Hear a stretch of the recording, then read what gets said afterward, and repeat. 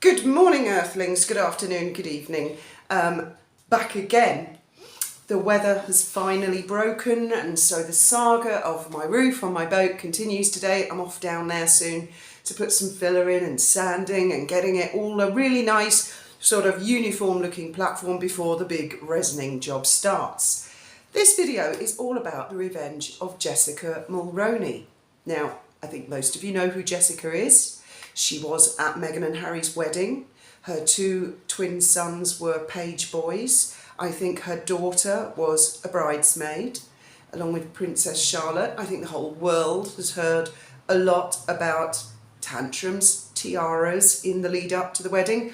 In fairness to Meghan, you know, who doesn't have a little bit of stress before they get married? Actually, I didn't. No, me and Graham didn't, because it was very laid back. We didn't take it that seriously. And of course, nobody was watching. There was very few people, only about 50 people, as opposed to, what was it, 2.4 billion or whatever was watching Meghan's. I don't know, actually, were there that many watching? They were all dancing in the streets of South Africa and cheering like the day that Nelson Mandela was released from prison. Yeah, I know. Anyway, so Jessica. Now, I don't know when Meghan and Jessica actually met up as friends, but I get the impression it was considerably years before Harry and Meghan met. Or was it? I don't know. But it seems to me that Jessica was a very useful friend to Meghan, shall we put it that way. And that when Jessica had a little bit of trouble herself, she became less useful or completely useless to Meghan. Jessica did subsequently say, Meghan calls me every day. I'm not sure I believe that. I mean, what would have cleared it up would have been, at the time, because Jessica said something about some other influencer. That influencer said some shit back about Jessica, and Jessica ended up having to apologise profusely. But that wasn't good enough. That wasn't good enough, as we all know in this Instagram age and those kind of people. They're not happy unless the person guilty, apology is not good enough. They have to be dragged outside with their family and set fire to and stripped naked and their house demolished, and nothing short of that will be good enough.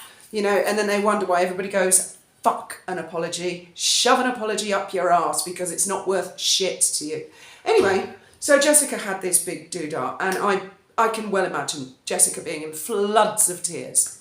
Now, I know a lot of you don't like Jess because you feel like she was a mean girl joining in on certain things, and maybe she was, and maybe she got carried away, but I think Jess has been punished quite a lot. Now, I'm watching the lovely Neil Sean this morning. Now, Neil to me is a very experienced, seasoned journalist, reporter, and interviewer. I see that he has interviewed eminent stars, massive A-listers, I mean, awesome people. I believe he interviewed Judy Garland. I mean, if there's anyone out there he hasn't interviewed, I'd be stunned.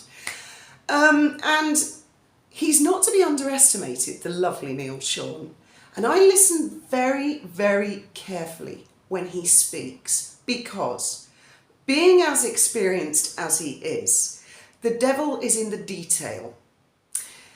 And I was listening to his video this morning about Jessica and how she's really had it up to the back teeth now, and she is ready to start talking and getting her revenge, or rather, maybe her truth, her version. And I hear when Neil says the word allegedly, and when he omits to say the word allegedly. I'll put a link in the description to that particular video. Listen carefully. His videos aren't very long. I know we've all got the attention span of a gnat these days with the internet, but it's worth really listening carefully to what he says. And I do believe there may be trouble ahead for certain people. It really astonishes me that Meghan was so bestie with Jessica and so visibly to us as the public dumped her. Now, maybe they are still in touch behind the scenes and they're still besties. I doubt it, because if it was, you know, my best friend, then I would say we're still friends. Jessica is still my friend. You know, that's what a real friend does. They don't call them behind the scenes so that the public persona is that Meghan distances herself from, I think the girl was called Sasha, the other Instagrammer that Jessica got into a tussle with. So Jessica must have felt really frustrated and horribly betrayed, actually, and let down by Meghan. And I can well imagine that she may be feeling that now is the time, that this is the right moment.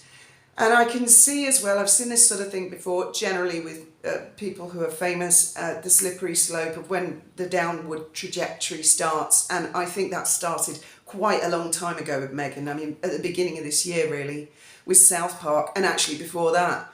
And then Spotify, you know, and it's just been tumble, tumble, tumble. And in that industry, from what I can see, it's really when the sharks taste blood in the water, they all move in. And, you know, that's the way it is. It's all about timing. I, for one, if Jessica were to write a book, I, for one, would definitely buy it. And I suppose people like Omid Scobie will sit and quake and shake at the thought of it. Christopher Boozy will. A lot of people will. Anybody who's endorsed or said that Meghan was nice. I mean, maybe Jessica was there and saw who made who cry. Now, I believe Meghan made Kate cry. That is what I believe. I just can't see it being the other way around.